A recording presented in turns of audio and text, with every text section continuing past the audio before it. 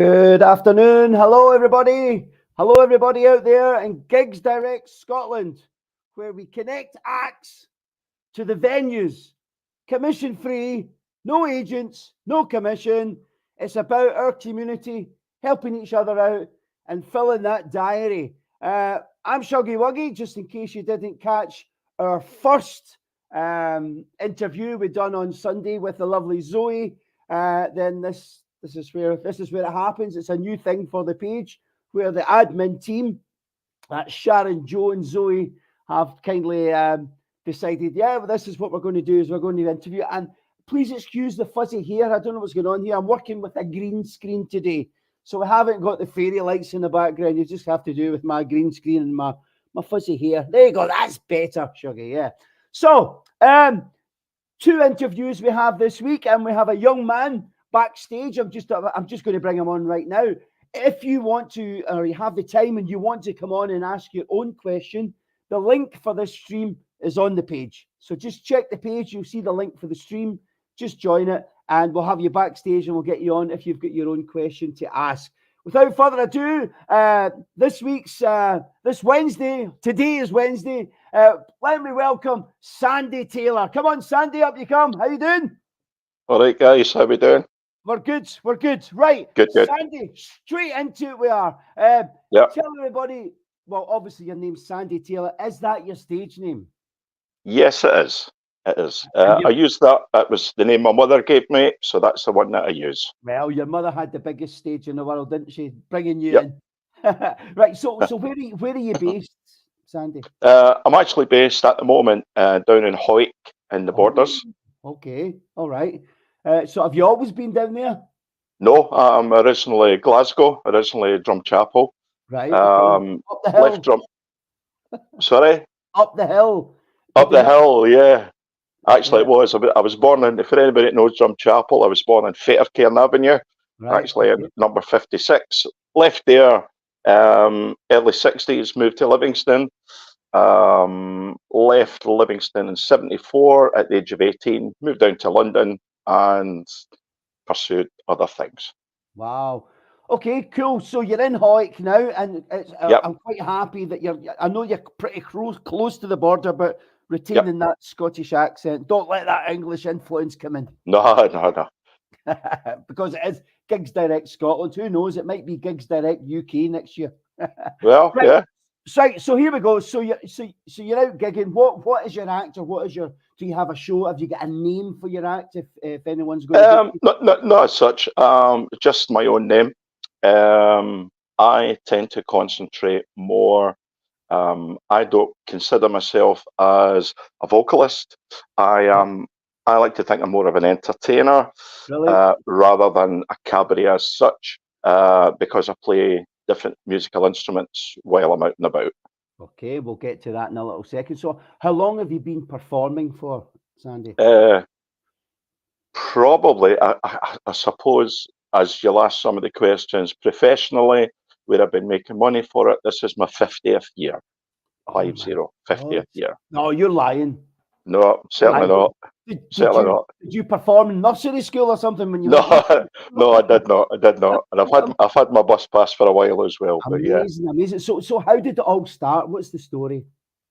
Where do you want me to start from? What I started musically, or when I started performing? Well, when you started performing, I think that's where we're interested. When did you physically say that this is a performer? Okay, in 1974, because of the musical instruments that I played when I was a kid, 1974, I actually joined a military band. I was in the Black Watch for 5 years, and that was where I started playing in front of crowds, if you like, with the guys. Toured all over the world. Now, interrupting me, say playing. What were you doing in the military band? Playing? Well, yeah, I played clarinet, saxophone, double bass, violin, whatever sort of shows we were doing at the time. Don't tell me they had a violin in a marching band. Not in the marching band, no. Right. Okay. So it was when we were doing some of the venues that we did. We had other groups going on. Okay, so carry on. What else? happened? So I left there 79. During my time with the Mill Band, I was involved in various jazz groups, pop groups, if you like. Pop group, that's giving my age away, where we played various venues in the UK, throughout mainly North America. I left in 79 and I bumped into a couple of friends who said, "Oh, you used to play in way back in the day," and I said, "Well, I still do." So I then started working with some friends. In the meantime, I was doing some session work, doing some studio work down in Denmark Street in London, and was moving back forward there. Um, I then got involved with a show band that probably nobody's heard of, a show band called Stage Affair. We did some stuff.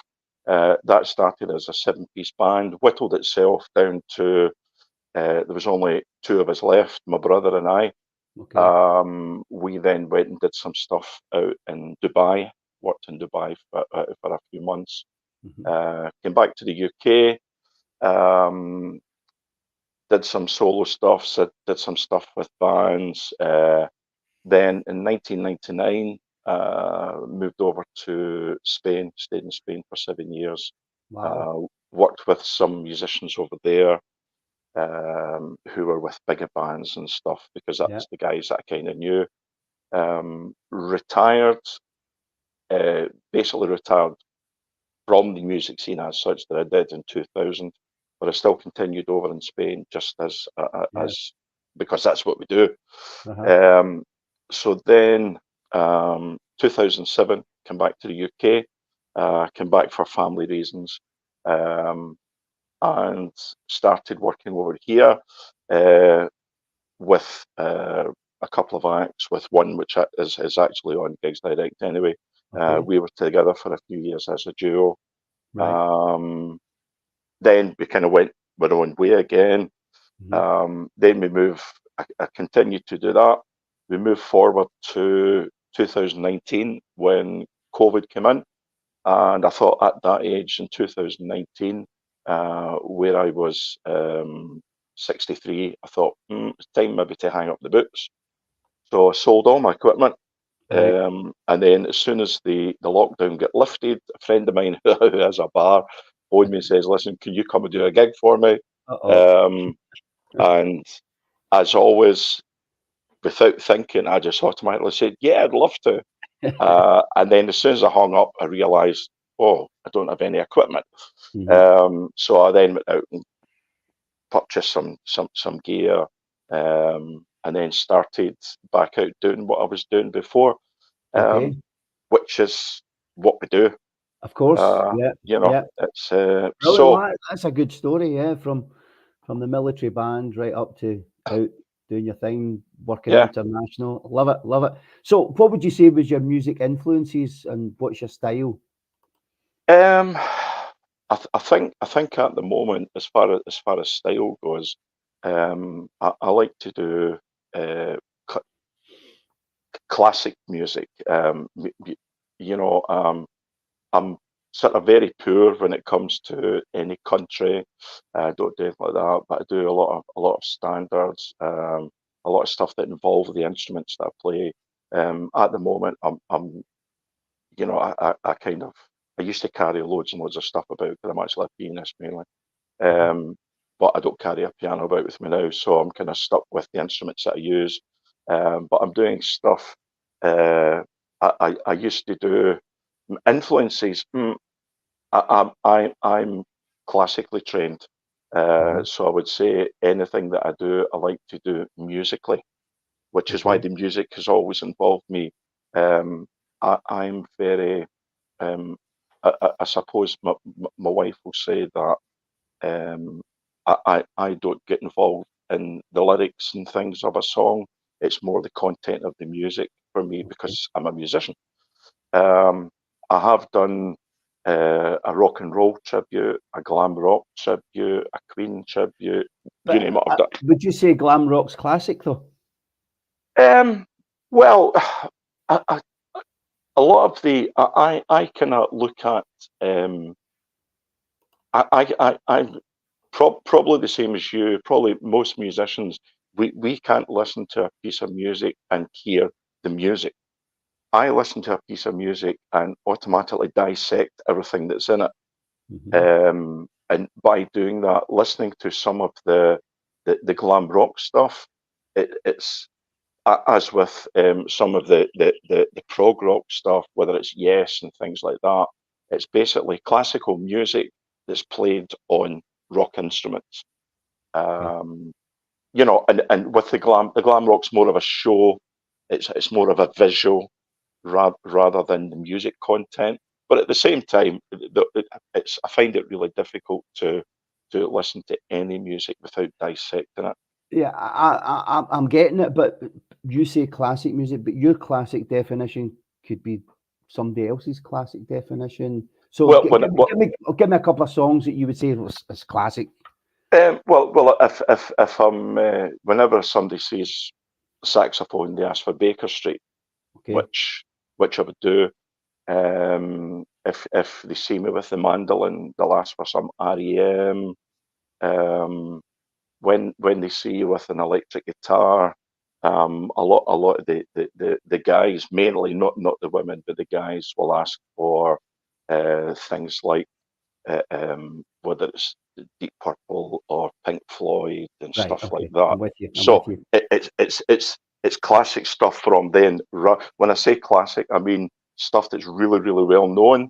rather than songs that I like. Yeah.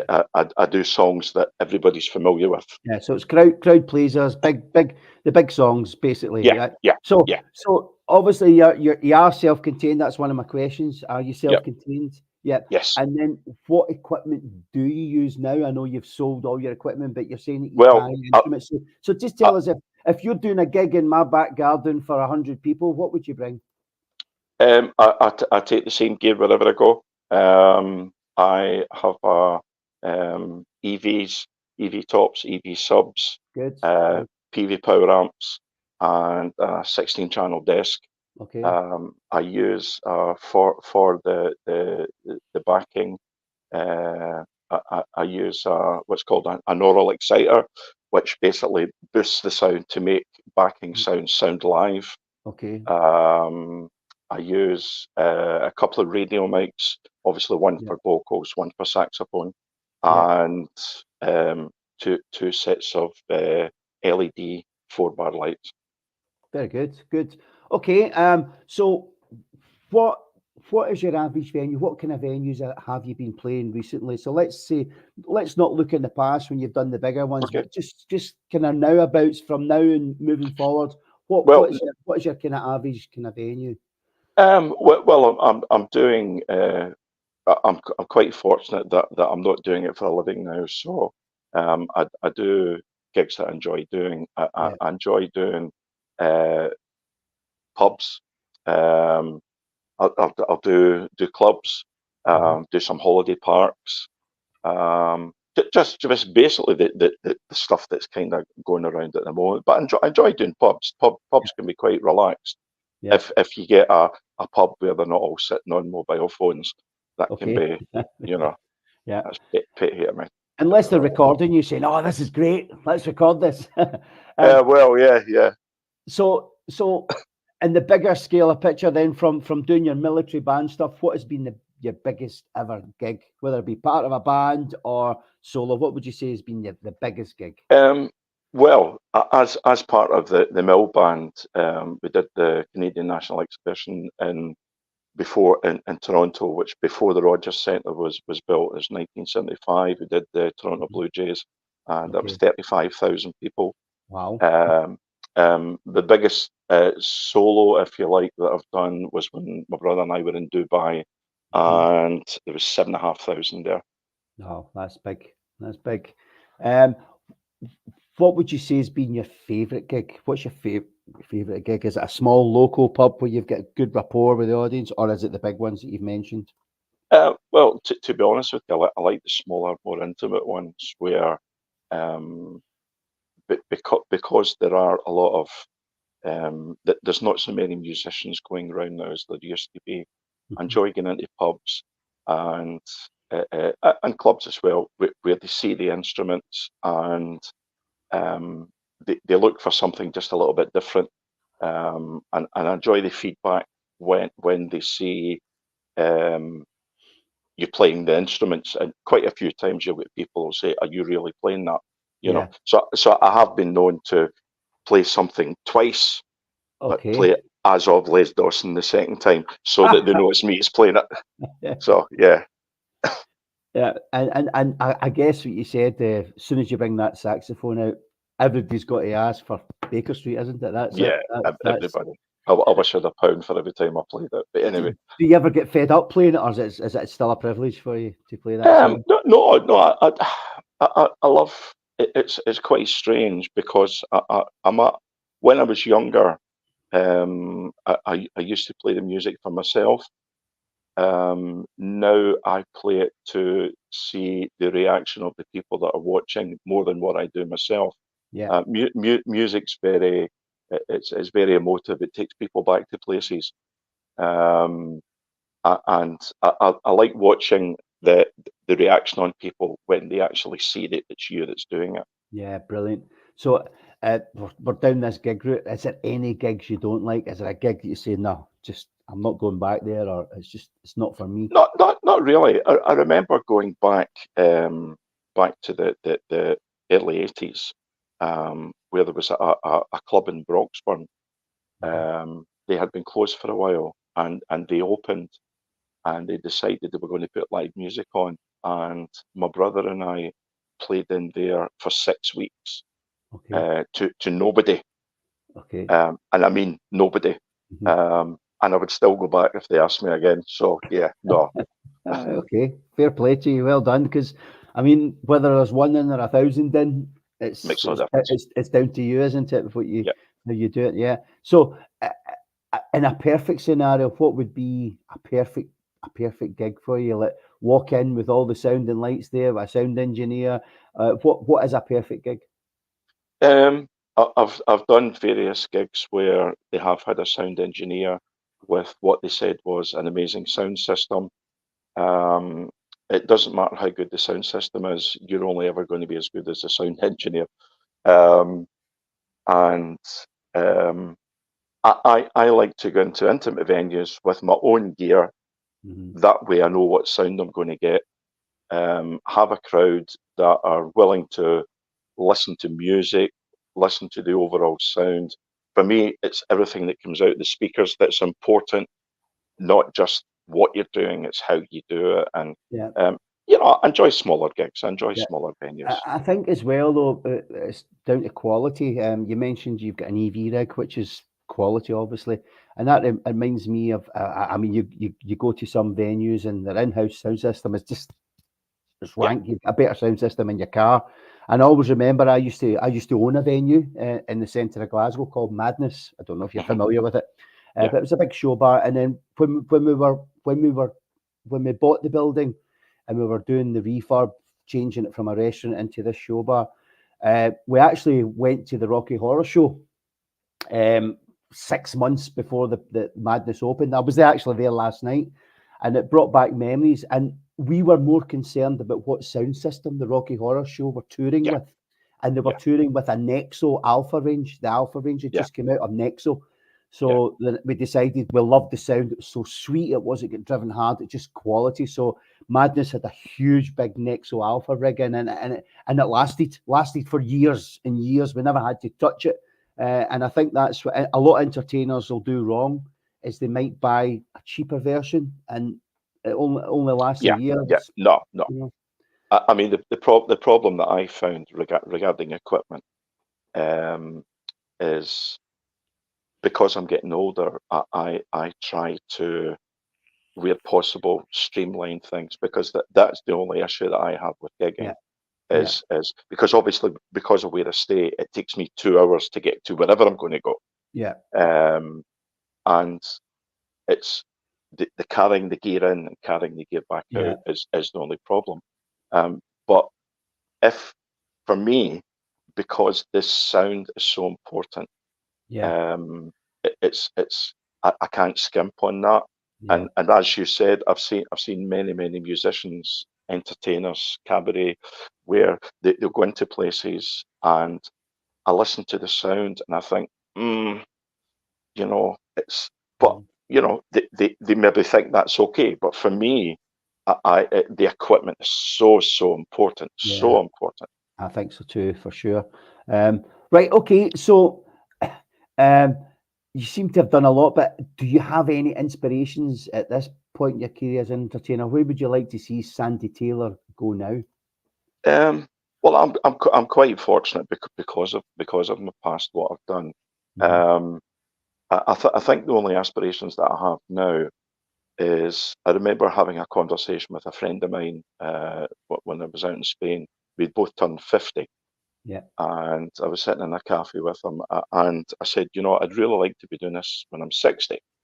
So we kept going till we were 60. And then 60 came, and I thought, I'll keep doing this until I'm 65. So 65 came, and I thought, well, you know what? I'll keep going till I'm 70. However, I went to see one of my favourite bands of all time. I went to see them in Edinburgh Castle last August, The Yeah. Who, and Mhm. Roger Daltrey and Pete Townsend are both 79. So Yeah. I want to keep going till I'm 79. So I, that's it. I love it. But you wouldn't believe what my next question is. And I don't want it to sound morbid or anything, but whether you're 18 or 80, you'll still get asked this question. If you were to arrange your own funeral, Okay. what song would you think you'd have playing as the coffin goes down or the curtain closes? What would be the final song for Sandy Taylor? Well, I actually I've got this sorted out. I yeah, I had a conversation a few years ago, and used to, one of the things that I've done in the past. I was an entertainment manager down in 3 holiday parks down in South Wales, Okay. and since then, when I go down, it'll be to the theme tune of Skippy. And if nobody cracks a smile, I'll be so surprised. But why Skippy? There must be a Well, reason. yeah, I like the tune. I used to like the program, um, Do you but speak kangaroo, Sandy?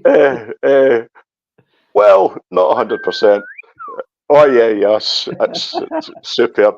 Um, but whenever I was in the holiday parks, everybody who were there knew when the last song of the evening was, and not to ask for anything after that.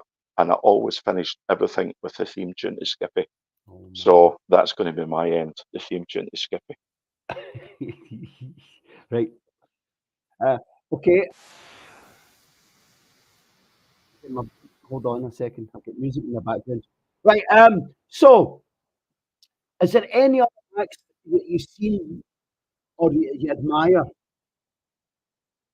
Any acts that I've seen, Any other acts you've seen in the circuit that you think, they're good? yeah, Um, yeah. like if Um, you want to name check a couple of them, or okay, yeah. My who was my partner in crime for 5 years. She actually is on the, this site as well. Lynn Size. I worked with Lynn for 5 years, and we had a lot of fun. Superb boys, superb boys.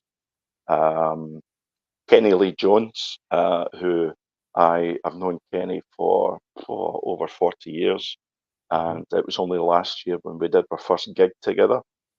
Um, there's a young lad who's on the site as well, who I contact quite a lot, back and forward. A young guy called Jamie, who's under the name of Banksy. Okay. Um, Absolutely superb. Um, but yeah, because of where I came from to get to where I am. I'm Yeah. not familiar with a lot of the acts Of course. Yeah. that are around, But Cool. those three certainly. Good. Right. We're going to have a little break right now for one reason. All right. I just thought I would do this. That's the one. Oh no. If that doesn't get a smile, I don't know what does. I couldn't resist this. Could not resist it. just got pictures of us walking going down. People looking going, what? We're waiting for the chorus, shall we? Yeah.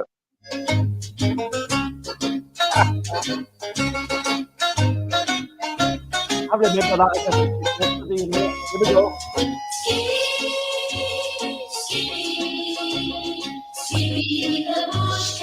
Oh my goodness.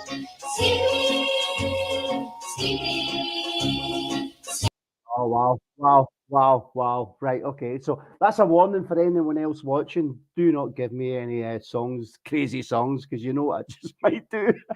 Listen, you can play that all day. I love it. I love it. Oh, Shannon says, is it just me? I'm getting no volume. No, we never checked. Can let's just check. Wait a minute. Somebody's saying quality. Yep, we stories day. We were touring with Bedrock Show and arrived in this venue. Can't remember. Convene us all the equipment. We're bringing in PA. Said to us, I hope it's going to be loud. Gareth said to him, it's not about volume. All the equipment gives quality. Yep. 100%. After opening up number, Convener speaks on stage to our guitarist and says, any chance of turning your quality down? Oh no, Shan, panic's over. It's a computer. It's working on her phone. Oh, I thought we'd miss some of the volume. I think with the last comment there with the equipment, there'll be many acts out there. I've actually been asked to turn down before I start, before they've heard anything. Oh wow! You know, and the famous one is with conveners.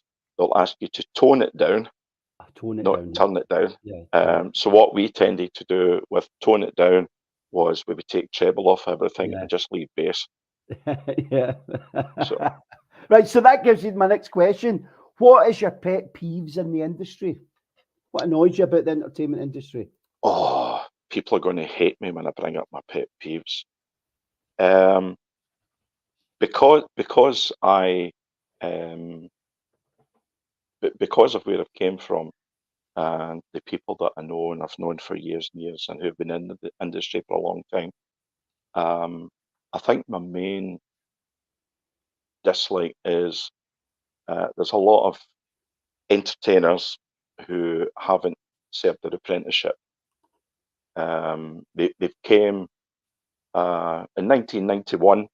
The UK started with karaoke, the old pioneer system. Yeah. And many people thought, oh, I could do that. Mm-hmm. It's not realizing that your vocal quality is a very, very small part of what you do. It's the overall thing. Yeah. So there's a lot of people who haven't who haven't served their apprenticeship, and I have a major pet hate with artists, acts, whatever you want to call them, who actually believe what it says on their posters. You know where I'm going. You know, it's they believe that everything that's on their posters is true, purely because they've not died anywhere. You know, Scotland's best vocalist. Oh yeah, award winning. You know, it's we've seen it all before. Yeah. So do you think? But then again, it's all about selling themselves. Of course, but of course. I just think sometimes it overselling, and then they turn up, and maybe people have read something on this poster, and they're very disappointed afterwards. Or using out of date photographs. Yeah. A lot of people do that. Yeah. I think for me as well, I find it quite strange that when people reply to a place looking for something, or I'm available for karaoke, DJ, or cabaret.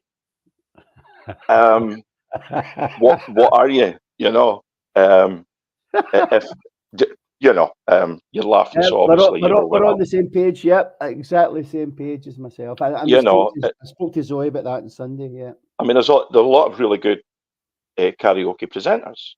Yeah, there's a lot of good DJs. Yeah, Are they cabaret? No, no. Well, there's some are. Yeah, some are. Some And, are. and I suppose it's unfortunate that because of the way that the music has went with the venues, that they have to add a second bow, a second string to their bow, where they can do something like that. But when I see karaoke, cabaret, or DJ, pick Yeah. whichever one you want me to do. Yeah. Um, I, I don't want to upset anybody, because No, but anybody some that's people will watching be that does upset, that, you're but wonderful. they might take it You, as advice. They might take it as advice. Say, yeah, you're right enough. I'm going to sell myself as this or that. you know, if you're good enough to be cabaret, then be cabaret. Yeah. Facebook user, we didn't get your name because you've got to give StreamYard permission. You can be a good singer in the business, but you have to be a good entertainer. And that's it. That's it in a nutshell. 100%, 100%. How about this one for a quick story for you, Sandy? A wedding band, four-piece wedding band, two guitarists and a keyboard player and a singer. Okay. Okay. Keyboards has not got a mains plug on it. Okay, but it's got a jack plug in, but it's not got a mains lead, right? One guitar, it's plugged in. The other guitar's got nothing on it, right? The lead singer has got a little iPod connected to the main stand, okay? Next to the amp rack, it was before internet, he's putting CDGs in, playing karaoke songs, right? Yeah. So these words are coming up on his iPad. Yeah. The only person that was live on the four-piece band was the one guitarist who strummed along to the odd little bit. Yeah. But the keyboard player's giving it big licks. The other guitarist, he was down on his knees. and that's rife in the industry, is it not? Well, it shows for me. There's a couple of things there. First of all, a venue will pay more for a four-piece than they will a solo. Yeah. Also, that it shows that, and not all venues, but it's as I said before, when people say to me, "You're not really playing that," and the automatic thought that goes through my mind is, well, why have I brought this if I'm not going to play it? Yeah. But obviously, as you say, there are a lot of people who do that. Does it show that the audience isn't really that au fait with what we're doing? I don't know. I think, again, harking back, I think karaoke has a lot to do with that, because people can sound like a major orchestra on their own. Mm-hmm. If you're going to do that, fine. Yeah. But there are a lot. Just one quick one, actually, and they'll hate me for it. But I'm first instrument was piano. My brother, who's an amazing musician, anything with strings, he'll play. And we did a venue up in Fife many years ago, and someone came up and asked for some Scottish stuff, and he said, he went to the mic, and I didn't know what he was doing, and he stood behind I had a nice couple of keyboards set up, and he said, "We're going to do a Strip the Willow." Mm-hmm. And I looked across to him and I thought, what on earth are you doing? And to all intents and purposes, because the way the gear was set up, you couldn't see what he was doing. Yeah. So there was this Strip the Willow coming out. And then afterwards, a couple of people come up and said, you're the best we've ever heard. And he hadn't played anything, So, yeah, it's the one thing that we did do with the show band. One of the venues that we used to play in, it was quite a smaller venue. It was actually in Hawick. The club's no longer there, but there used to be people would come in and they'd say, "You're not really playing that. That's you're miming to everything," which we weren't. However, what we did was we recorded. One of the guys had a mobile studio, and before we did the gig, one of the gigs, we recorded a song. And we started the song, but it was the recording, not us. And halfway through the song, we all downed instruments and walked to the bar. And so there was no one on stage. The Yeah. band was still playing, and the floor was full of people dancing, and no one noticed. Wow. And we were standing at the bar. So Wow. yeah, it's you can, was it to say, you can fool so many people some of the time, you know. But Yeah. Brilliant. Okay. Right. Charity gigs. Do you do them? Have you done them? yes, I have. What's your thoughts? Yeah. Charity gigs are, if you have the time and you can help out, Yeah. certainly. Yeah. If it's not unviable for you to get there, it's not going to cost you a fortune to get there. Yeah. Everybody has their own way of donating to charities, whether it's the guy in the shopping centre or as we do, we get money taken from the bank every month to go to the dog and cat home in Cardonald. Yeah. It's yeah, if you're available to do it, yeah, certainly do it. However, Mm-hmm. if it's a charity could do on a Saturday night, Yeah, it's different. when it's 100% has to be different. Yeah. And it's no, it doesn't show that you're bad.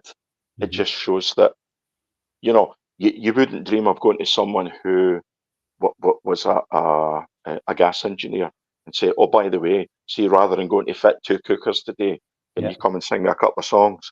You Exactly. would never do that, Yeah. you know. Yeah. But Yeah. yeah. Of course. Good. Right. So a big thing in the industry is pricing. With pricings all over the place. Do you have a set price, or is it a case of horses for courses, or do you have some kind of Um, well, I think I think it's really horses for courses. I mean, having owned a couple of pubs in the past, I realise, which maybe a lot of acts don't know, but when a pub, for instance, has an artist on, they have to take. I think the calculation was 3.5 times the amount of the act just to break even. it's more than that now? Is it right? Yeah. Obviously, things have. I would say definitely more than that now. So, you know, I remember years and years ago, and I won't mention her name, but there was a singer who's still going around just now, wonderful, wonderful voice. And I remember having a conversation with her, and she said, "I won't go out for any less than." And I thought, why? You know, for me, if obviously you like to think that a Saturday night you earn a wee bit more because you know that the venues are going to be busy. I mean, gone are the days when Thursday, Friday, Saturday, Sunday afternoon, and Sunday night, all the venues were busy. No. Now you've got a Saturday night, occasionally a Friday, occasionally a Sunday. Would I charge as much for a Friday or a Sunday as I do a Saturday? No. I like to look at the size of the venue.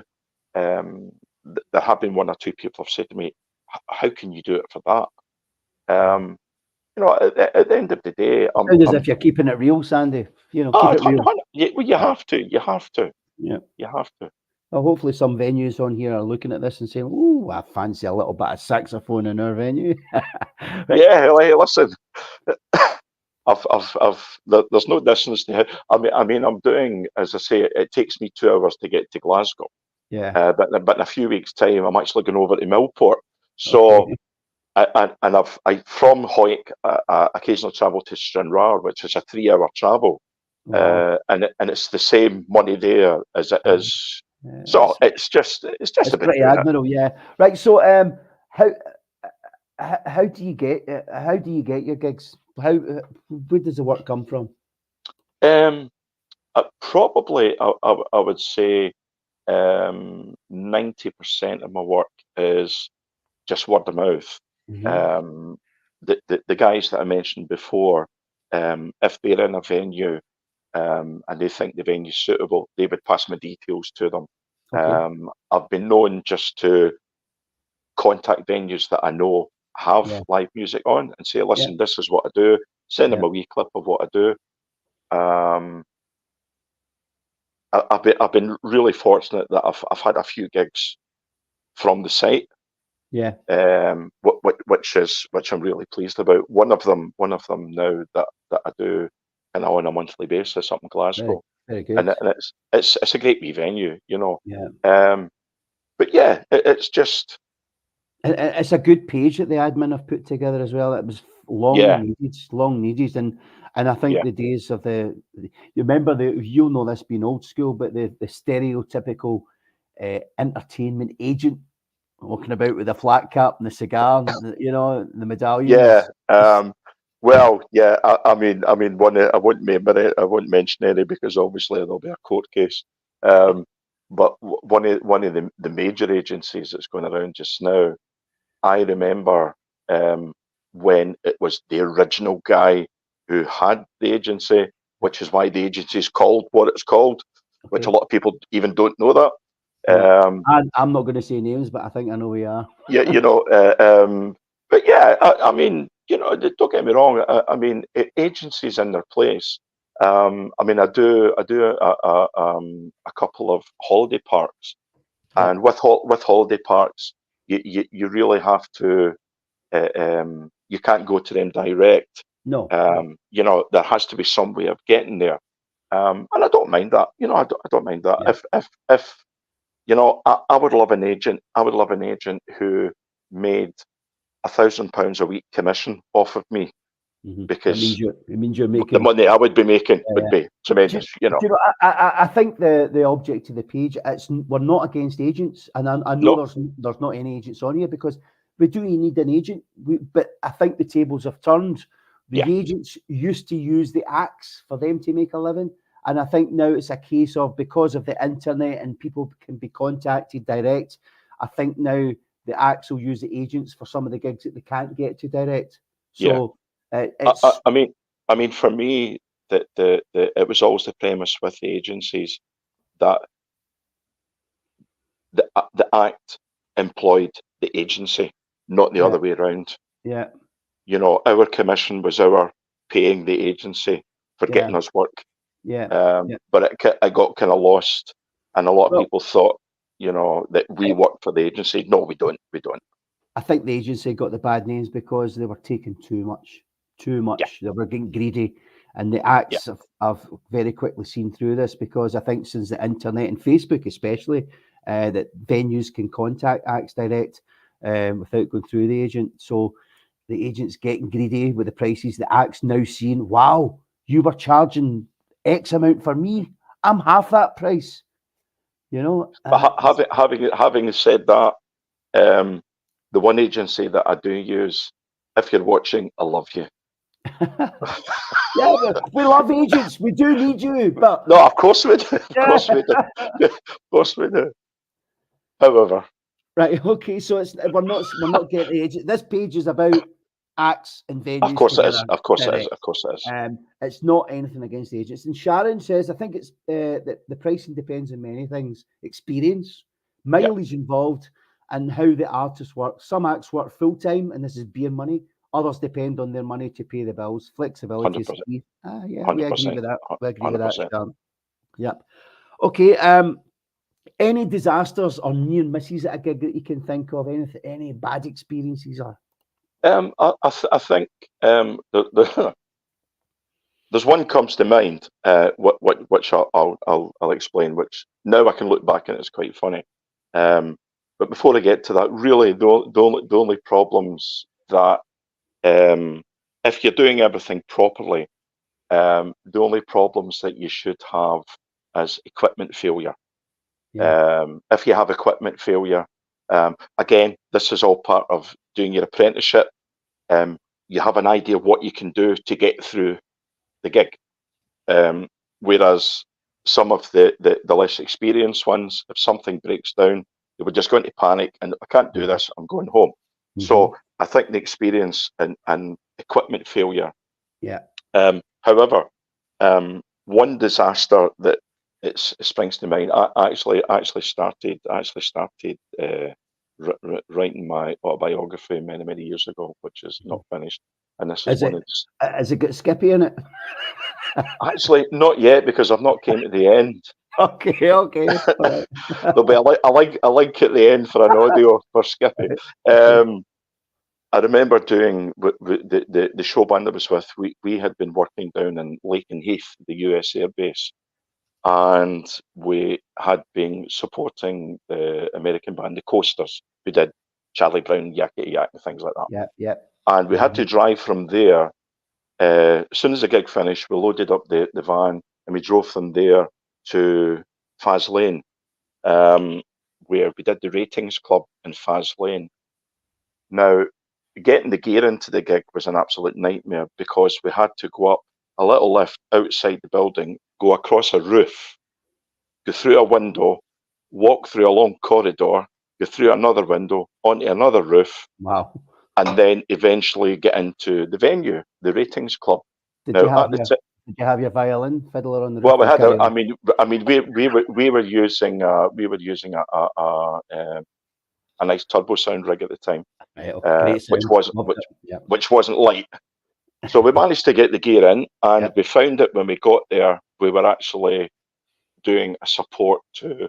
I don't know if you remember. There used to be. I don't even know if they're still going. There used to be a band from Manchester called Magic. Mm, Now, Magic played.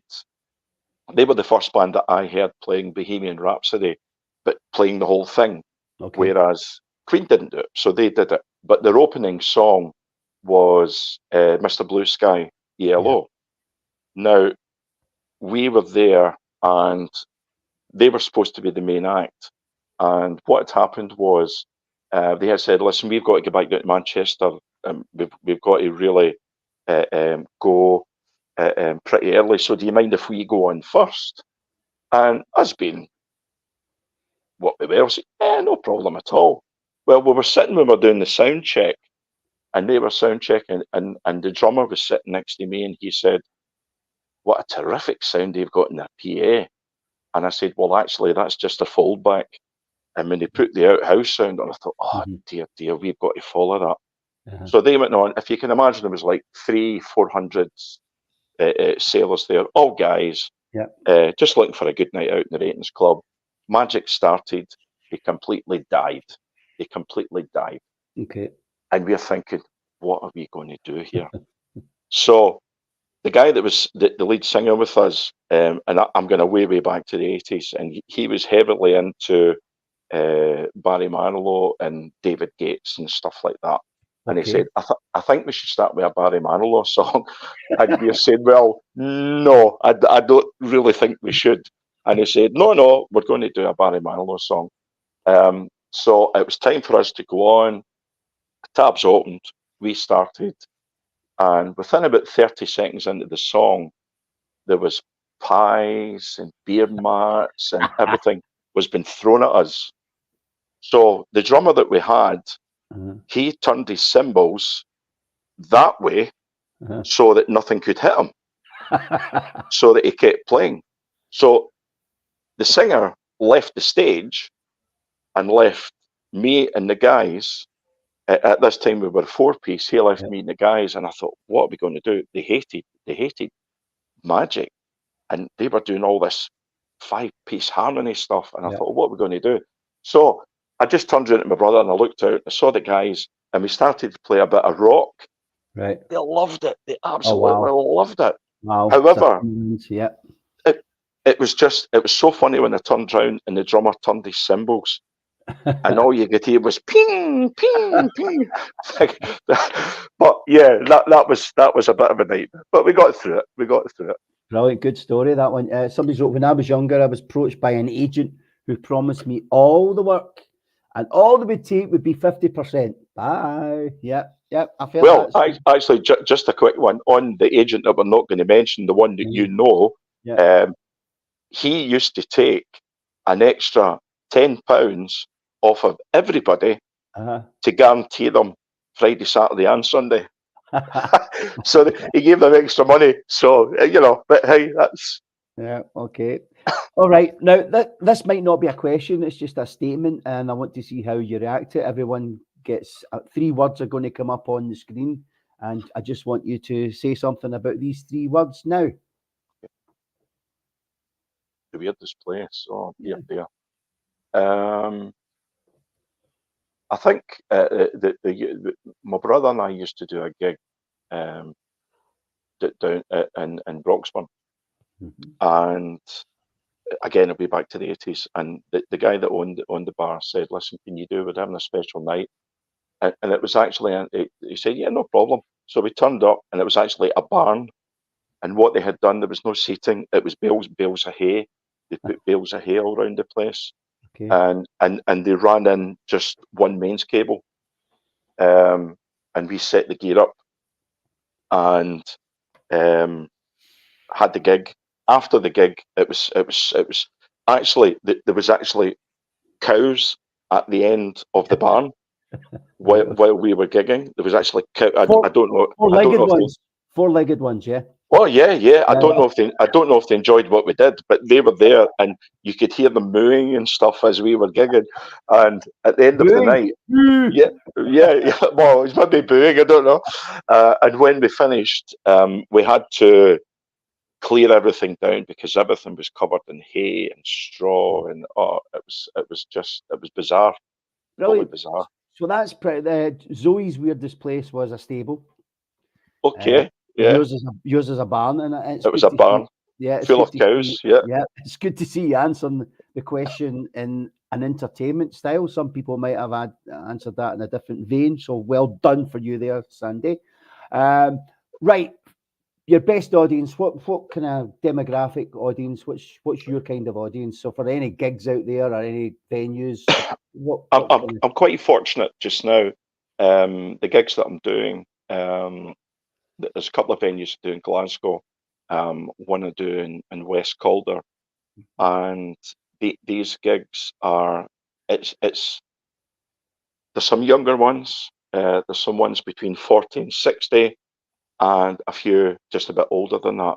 But because of the type of music that I'm doing, Mhm. they're all really, really getting so much into it. The ones in Glasgow, um, because if I'm doing a repeat gig Yeah. and someone asks me, "Can you do something?" If I can't do it, the next time I go back, I'll do something. So Okay. one of the gigs up there, I'm doing a bit of sensational Alex Harvey band, which Yeah. nobody does.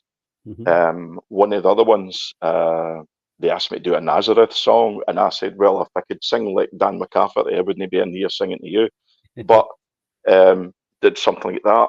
The venue I do in West Calder, they're heavily, heavily into ska and punk, Right. so I Right. do a lot of that there, and Wow. it's really just it's the reaction that I get from the people, and again, I can do this because I'm more a musician. Yeah. Um, So the would you stuff say I do your is believable. yeah, would you say your audience is better educated then?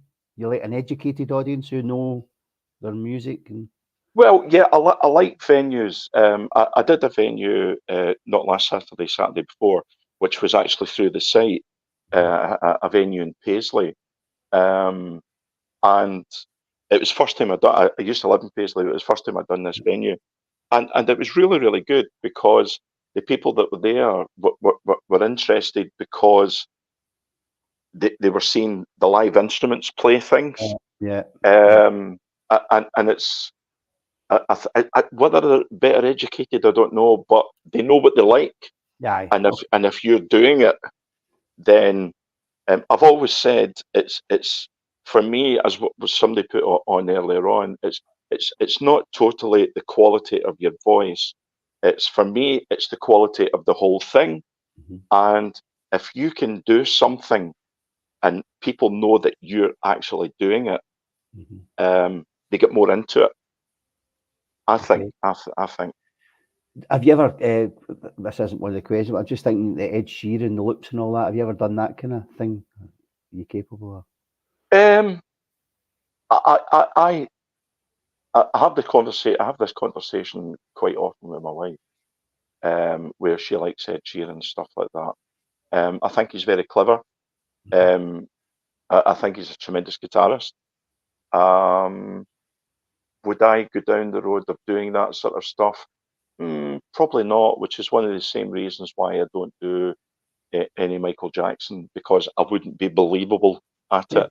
but I think And if if I've seen the buskers and they've got these instruments and they've got the loop pedal and they're Or making them. using loop. Oh yeah, yeah, Yeah, yeah. I mean, I've used, yeah. I mean, but because my background and stuff that I've done in the studio, yeah. I've used various forms of loop quite often. Um, Also, one of the things that I did way back was my brother and I used to busk in Glasgow. We busked in Mhm. Amsterdam, busked all over. But I saw a busker. I think he's actually in Paris or something, where he uses the loop pedal, and um, he'll put a track down and then put another one down and put another one down. Yeah, it's very clever. For me, yeah, I could do that. It's not a problem. Um, would I want to do it all the time? I think it's a bit time consuming. Yeah. It's because I would rather, if someone asks for something, I would rather do it rather than have to build it up.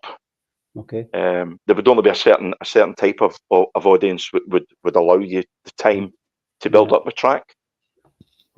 There's Facebook user. We don't get the names unless you click StreamYard and give them permission. But they're saying we've had a few singers playing guitars live and we love it.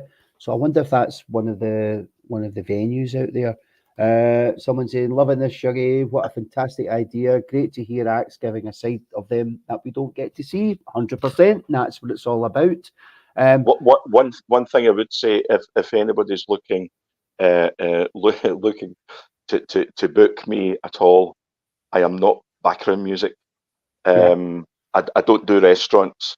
I always make the comment that's why they're called loudspeakers and not quiet speakers. You know, Here's something I saw. It was on. I like cruising. I like cruises, and the biggest ship in the world. I think it's the Icon of the Seas. I saw that. I saw that. Yeah. I seen a clip for it, and it was elevator music. Do you know what they've done? They've put a pianist in an elevator going up and down. Really? Yeah. So it's a glass elevator, but people can come on it. But he's actually playing, but it's streamed out to the kind of atrium. So Yeah. it's Yeah. proper elevator music. Yeah. That's classic. Yeah. That's certainly something I don't do. But yeah, good on them. Good on them. So, right. So dealing with hecklers, we've all had them. How would you deal with the most obnoxious drunk heckler right in the middle of your set and he's shouting at you?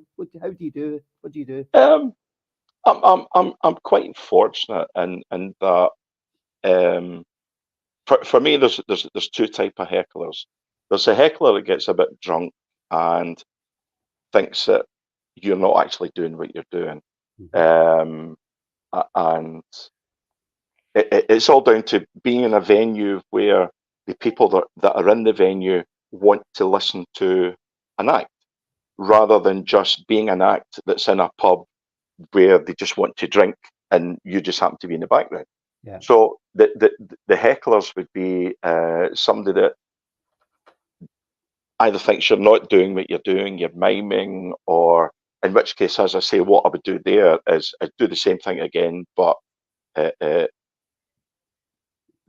less Dawson, so they know it's you that's doing it. The other thing that I find, especially if you have a guitar, an electric guitar, where you have some of the younger guys that are there, some of them will maybe say what you're doing is rubbish because unfortunately, a lot of people, if you're not doing the genre of music that they like, they think Yeah. you're rubbish. Yeah. You have to do specifically what. But dealing with those guys is quite easy as a musician because you just do a couple of tricks on the guitar and they Mhm. think, oh, that guy's really good. Um, as far as drunks and stuff, I've been touched with. I've been really fortunate where I've not really had that. Good. I think they possibly get intimidated when they see a decent PA setup, lights, different musical instruments. Yeah.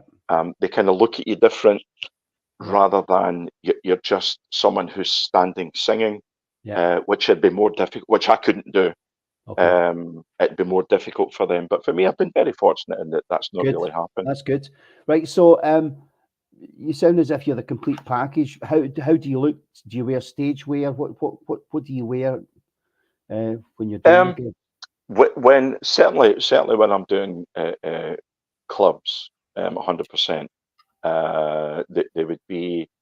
depending on how many sets I would do. Even if it's only something silly like changing a shirt, Yeah. there would certainly be something different. If I'm doing a pub,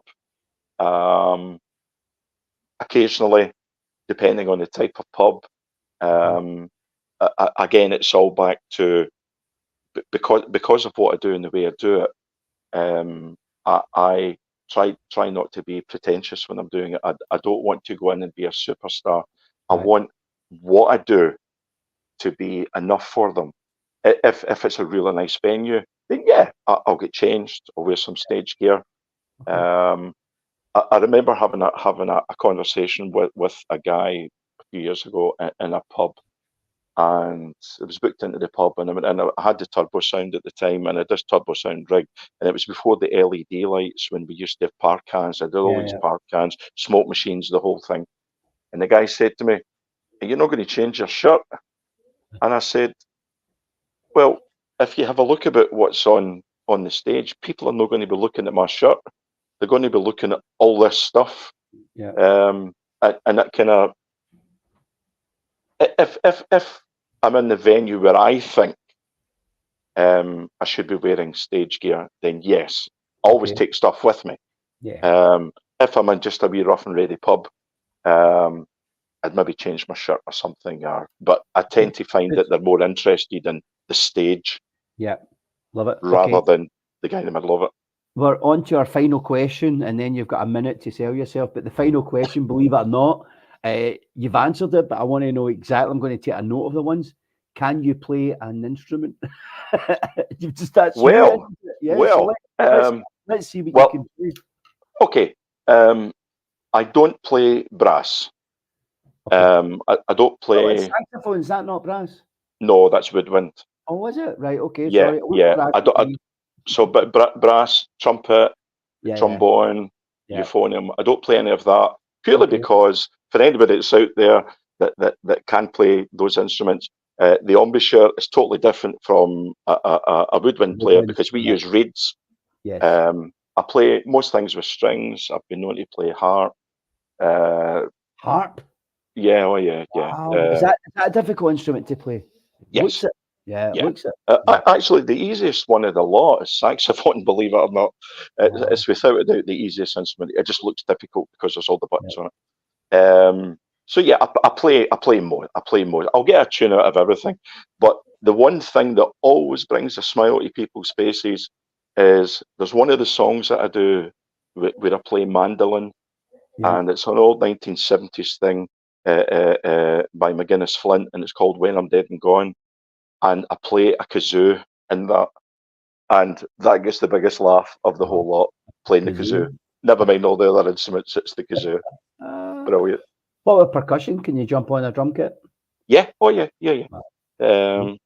That was one of the things, as you were saying earlier on, you don't play violin in a marching band, but I have No. been known to play drums in a marching band as well. But Yeah. I can play a full kit. I'll play a Brilliant. full kit. Brilliant. And the one thing that I would say is that with which I'll put into my wee selling bit if you like. That'll be Right. Okay. So the timing, we've just went over the hour now, and I knew this would be about an hour. It was an hour for Zoe, so you've passed the hour. So well done to you, Sandy. It's been a privilege. yeah.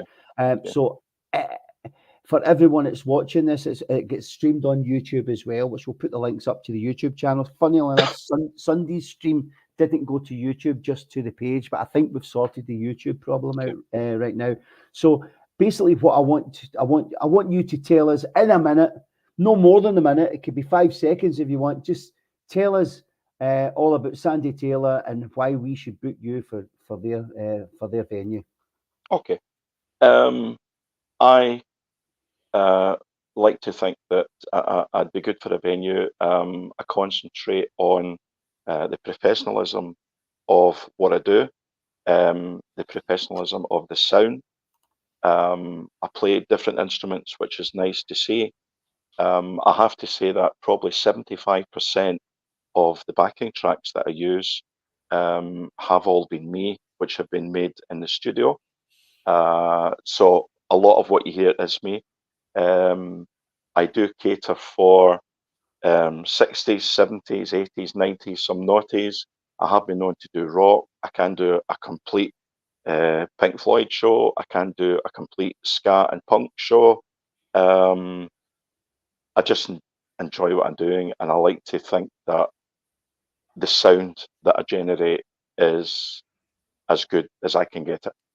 Fantastic. I would love to come and see you on a gig. So people can get you direct on the page here. And Of course. if they click on your Facebook page, have you get anything of you, what you do, your phone numbers, If, all that, they're all there? no. But if anybody does click on, if they get me on Messenger, there's a few clips of stuff that I do that I can send directly to them.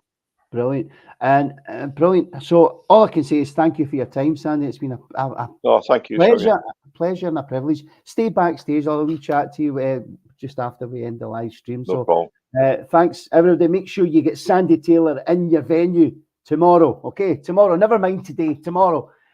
So yeah, thank you very much to Sandy. What a lovely gentleman. And also thanks to all your comments. A Wednesday afternoon, and we've got people watching this live. If you not got a real job, so thanks for that. Our next interview was going to be on Sunday, but it's been brought forward. I have to go to Dundee on Sunday, so it's going to be this coming Saturday, Saturday afternoon, and we've got Charlie. Charlie is a young female entertainer, so she will be on this coming Saturday. So it looks as if we might be doing 2 of these interviewed acts every week. So we want you to keep contacting the page, contact the admins if you would like to be interviewed. It's a great selling point because it will be streamed to YouTube. So if anybody wants to see or see the other side of you, which we saw with Sandy, it's really, really, really interesting. Then contact the admin and we'll get you lined up. Also, the admin, I know, are very keen to get any of the venues out there. So maybe you're a social convener, you own a pub, or you're in a committee. Why don't you come on and let me interview you and tell us all about your wonderful venue and maybe see if we can help out in any way as well. So from myself, Shuggy Wuggy, I'm over and out now, and I'll see you all on Saturday. So take it easy, and I'll catch you later. Bye-bye.